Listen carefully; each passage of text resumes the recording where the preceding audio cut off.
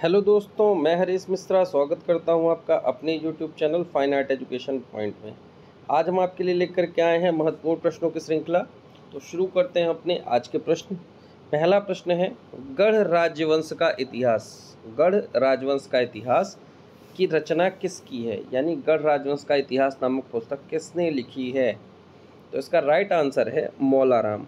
मौलाराम गढ़वाल शैली के प्रसिद्ध चित्रकार लेखक भी थे, जिन्होंने गढ़वाल का इतिहास लिखा है। तो गढ़ राजवंश का इतिहास मौलाराम की पुस्तक है। 36 रकम 32 कलम की व्यवस्था का उन्मूलन किया था। 36 रकम और 32 कलम की व्यवस्था का उन्मूलन उत्तराखंड में गोरखा शासकों का जब शासन हुआ था तब उन्होंने किया था। वेटिंग फॉर ए वीज़ा निम्नलिखित में से किस व्यक्ति की आत्मकथा है? तो वेटिंग फॉर ए वीज़ा ये BR अम्बेडकर जी की आत्मकथा है। पद्म विभूषण पुरस्कार प्राप्त करने वाले पहले खिलाड़ी कौन थे? चित्रकार तो हमने खूब पढ़ रखा है, खिलाड़ी कौन थे? तो खिलाड़ी में विश्वनाथ आनंद, जो कि शतरंज में माहिर थे, उन्हें सबसे पहले खेल जगत में पद्म विभूषण पुरस्कार से सम्मानित किया गया था। राइट आंसर है, खेल जगत में पहला पद्म विभूषण पुरस्कार विश्वनाथ आनंद को मिला था, जो कि शतरंज के लिए जाने जाते हैं। हॉकी मैच में एक टीम में कितने खिलाड़ी होते हैं? तो जितने क्रिकेट में होते हैं उतने उसमें भी होते हैं। तो हॉकी मैच में भी 11 खिलाड़ी होते हैं। Right answer 11। निम्नलिखित में से कौन सी गुफा अजंता के समान है? तो दिए गए विकल्प में अजंता के समान सिगिरिया गुफा है, क्योंकि सिगिरिया के चित्र अजंता के समकालीन।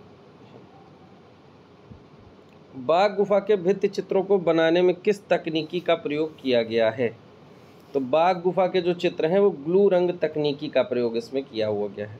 तो प्राकृतिक ग्लू का प्रयोग करके चित्रों को बनाया गया। राइट आंसर ग्लू रंग तकनीकी, यानी रंगों को ग्लू में मिश्रित करके। तेल चित्र में आवश्यक नहीं है। भाई तेल चित्र जब हम करते हैं तो पैलेट नाइफ की भी जरूरत पड़ती है, तो चाकू प्रयोग किया जाता है। ईजल कैनवास को रख करके ईजल जरूरी है। पानी जरूरी नहीं है, तारपीन ऑयल जरूरी है। तो यहाँ पर राइट आंसर हो जाएगा पानी तेल चित्रों में आवश्यक नहीं है। बाकी चाकू, ईजल और तारपीन तीनों का प्रयोग होता है। तो राइट आंसर हो जाएगा पानी। आदम की उत्पत्ति नामक प्रमुख चित्र किस पुनरुत्थानकालीन चित्रकार ने बनाया है? आदम की उत्पत्ति, जिसे क्रिएशन ऑफ एडम के नाम से भी हम जानते हैं, तो आदम की उत्पत्ति ये माइकल एंजेलो द्वारा बनाया गया प्रसिद्ध चित्र है। संस्कृत सूत्र के आधार पर सही क्रम को चुनें।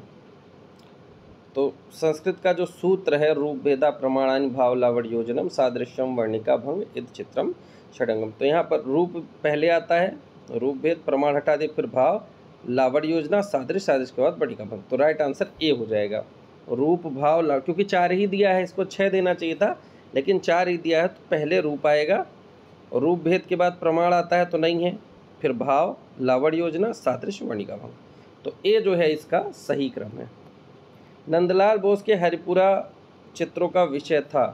तो नंदलाल बोस के हरिपुरा चित्रों का जो विषय है, ऑप्शन को अच्छे से समझना है। तो भारतीय ग्राम्य जीवन हमने पढ़ रखा है। तो दिए गए विकल्पों में से आखेट तो भारतीय ग्राम्य जीवन संबंधित नहीं होगा, युद्ध भी नहीं होगा, पशु पक्षी भी नहीं होंगे, तो व्यक्ति चित्र यहाँ पर सही हो जाएगा।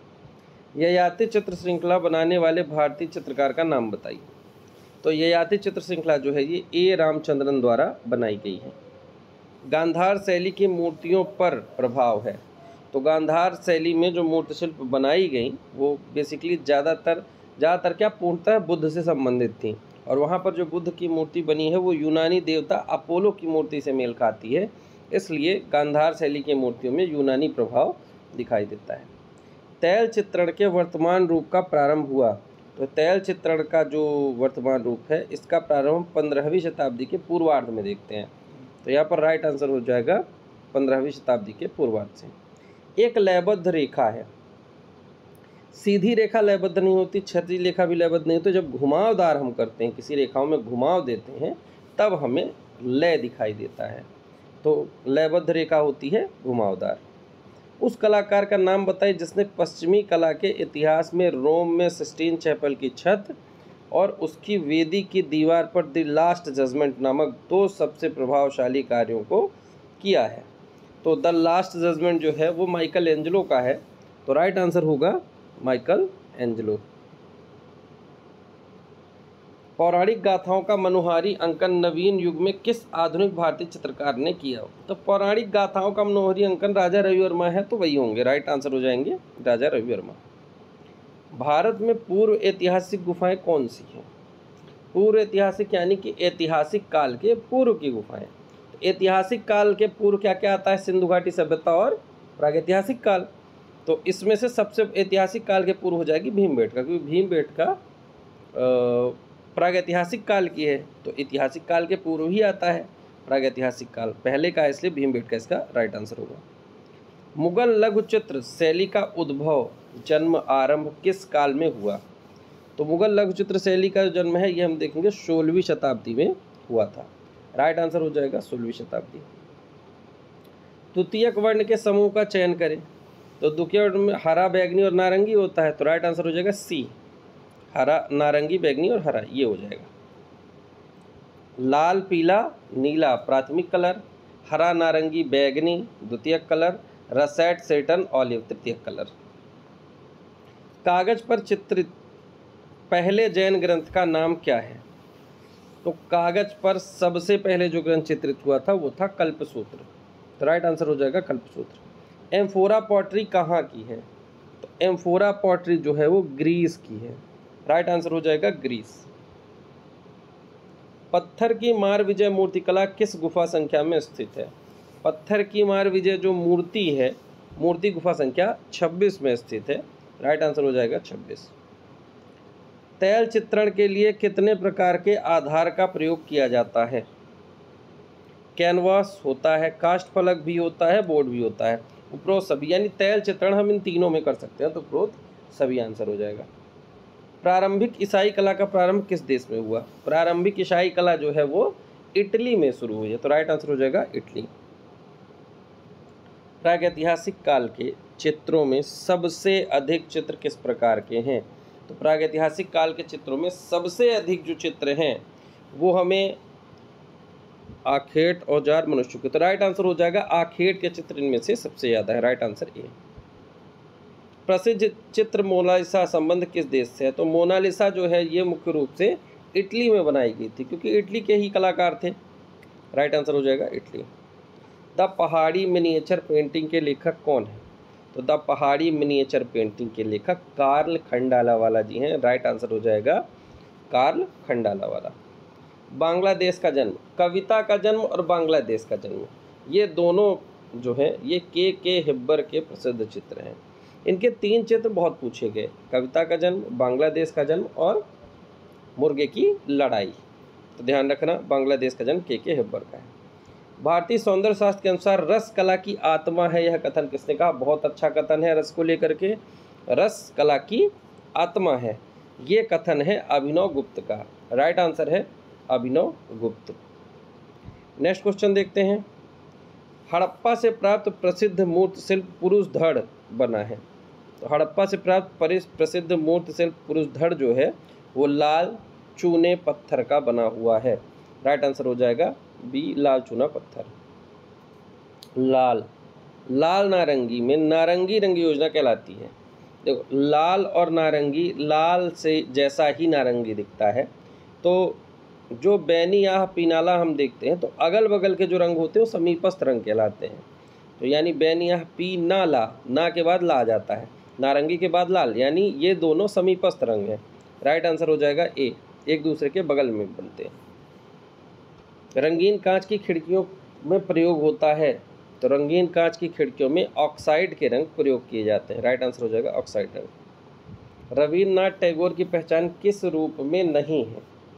तो रविन्द्रनाथ चित्रकार के रूप में प्रसिद्ध है, कवि के रूप में प्रसिद्ध है, कहानीकार के रूप में प्रसिद्ध है, मूर्तिकार के रूप में ये प्रसिद्ध नहीं है, राइट आंसर हो जाएगा मूर्तिकार के रूप में रविन्द्रनाथ नहीं जाने जाते। निम्न में से जल रंग और तैल रंग परस्पर मिलाने पर बना पोत किस श्रेणी का उदाहरण है? जल रंग और तैल रंग को परस्पर मिलाने पर जो बना, ये गलत प्रश्न है, इसका कहना है कि जल रंग और तैल रंग किस पोत पर प्रयुक्त होता है? तो यहाँ हम देखेंगे सृजित पोत पर ये प्रयुक्त होता है, जैसे कैनवास हो गया और जल रंग के लिए कागज हो गया, ये दोनों सृजित पोत के अंतर्गत आते हैं, राइट आंसर हो जाएगा सृजित पोत। तैल रंग और जल रंग के लिए सृजित पोत सही माने जाते हैं। जल रंग की पतली पारदर्शक तह कागज पर लगाकर चित्र बनाना कहलाता है। तो जल रंग की पतली पारदर्शक तह जब लगाते हैं तो वॉश पेंटिंग कहलाती है। राइट आंसर हो जाएगा वॉश पेंटिंग।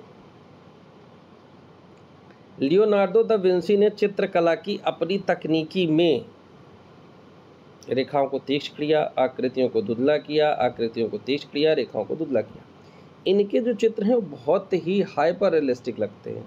रियलिस्टिक बनाने के लिए उन्होंने क्या किया है कि रेखाओं को बहुत धुंधला कर दिया है ताकि आउटलाइन बिल्कुल भी समझ में ना आए। तो यहाँ पर जो राइट आंसर है इसका, उन्होंने अपनी तकनीकी में रेखाओं को धुंधला कर दिया है ताकि आउटलाइन समझ में ना आए। प्राचीन विक्रमशिला विश्वविद्यालय किस नगर में स्थित है? तो विक्रमशिला जो विश्वविद्यालय है वो बिहार के भागलपुर जिले में स्थित है। राइट आंसर हो जाएगा भागलपुर। नेक्स्ट क्वेश्चन देखेंगे, रंगीन कांच की खिड़कियों में प्रयोग किस कला में हुआ? रंगीन कांच की खिड़कियों का प्रयोग किस कला में हुआ? पहले बताए हैं, रंगीन कांच की खिड़कियों की बात होगी तो गोथिक, और रंगीन कांच के टुकड़ों की बात होगी तो मणिकुट्टी में, यानी फिर बाइजेंटाइन हो जाएगा। तो यहाँ टुकड़े की बात नहीं हो रही, पूरे के पूरे खिड़की की बात हो रही है कांच की। जब सीधे कांच की बात हो तो गोथिक कला होगी। अब यहाँ गोथिक ऑप्शन में है ही नहीं, यहाँ है मिस्र की कला, जर्मनी कला, यहूदी कला, ईसाई कला। तो गोथिक कला जो है किससे संबंधित है? चर्च से। और चर्च किससे संबंधित है? ईसाई धर्म से। तो राइट आंसर हो जाएगा रंगीन कांच की खिड़कियों का प्रयोग किस कला में हुआ है? तो ईसाई कला में हुआ है। राइट आंसर इसका ईसाई कला हो जाएगा। इसीलिए कहते हैं किसी भी टॉपिक पर कॉन्सेप्ट मजबूत होना चाहिए। अगर आपका कॉन्सेप्ट बना है तो क्वेश्चन को कितना भी घुमाएगा आप उसे सही कर लेंगे। तो यहाँ राइट आंसर हो जाएगा ईसाई कला। चैत्य गुफाओं का उपयोग होता था। तो चैत्य गुफाएं पूजा हेतु प्रयोग की जाती थी। तो राइट आंसर है प्रार्थना एवं उपासना गृह। नेक्स्ट क्वेश्चन देखते हैं, मधुबनी चित्र संबंधित है।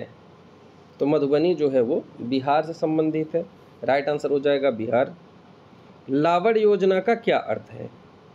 लावड़ योजना बाह्य सौंदर्य का व्यंजक कहा जाता है जो सुंदरता को और सुंदर बनाता है।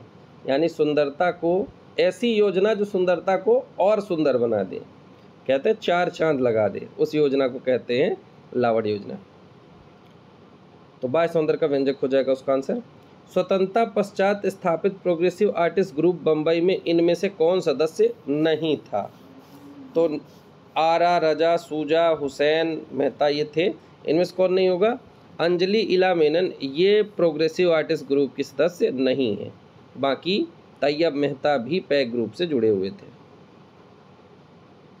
अबुल हसन की कृति from squirrel in a chinar tree कहाँ के चित्र संग्रह में स्थित है? अबुल हसन की जो कृति है from squirrel in a chinar tree, ये इंडिया ऑफिस लाइब्रेरी लंदन में संग्रहित है। तो राइट आंसर हो जाएगा India office library London. Next question, Elephanta के मंदिर में कौन से भगवान की मूर्ति मुख्य रूप से बनी है? तो एलिफेंटा अपने त्रिमूर्ति शिव की जो मूर्ति है उसके लिए जानी जाती है। तो यहाँ राइट आंसर होगा शिव, शिव की मूर्ति के लिए प्रसिद्ध है। यूरोप की प्रागैतिहासिक काल का लास्को क्षेत्र कहाँ, यानी लास्को गुफा कहाँ पर है? तो उत्तरी स्पेन में अल्तामीरा है और दक्षिणी फ्रांस में लास्को है। तो यहाँ राइट आंसर है दक्षिणी फ्रांस। तो लास्को क्षेत्र कहाँ है? दक्षिणी फ्रांस में पड़ता है। नेक्स्ट क्वेश्चन, इनमें से अभिनव गुप्त के अनुसार नौवां रस कौन सा है? तो अभिनव गुप्त ने जो नौवां रस है वो शांत रस को बताया है। तो राइट आंसर हो जाएगा शांत रस, नौवां रस है। और अभिनव गुप्त ने ही सबसे पहले बताया कि रसों की संख्या 9 है। इससे पहले भरत मुनि रस सिद्धांत दिया था जिसमें भरत मुनि ने रसों की संख्या 8 बताई थी। नौवां रस उन्होंने छोड़ दिया था, तो नौवां रस अभिनव गुप्त ने बाद में जोड़ा। सिंधु घाटी की सभ्यता से जुड़ा राजस्थान का केंद्र कौन सा है? तो यहाँ पर हम देखेंगे तो सिंधु घाटी से जुड़ा राजस्थान का जो केंद्र है वो है आहड़। आहड़ जो है ये राजस्थान में पड़ता है। बाकी लोथल गुजरात में है, हड़प्पा पाकिस्तान में है, धौलावीरा कहाँ है? धौलावीरा गुजरात में है। राइट आंसर हो जाएगा यहाँ पर आहड़ जो है ये राजस्थान का केंद्र है। तो इस प्रकार हमारी ये आज की सीरीज़ कंप्लीट हुई। मिलेंगे नए वीडियो में नए प्रश्नों के साथ, तब तक के लिए धन्यवाद।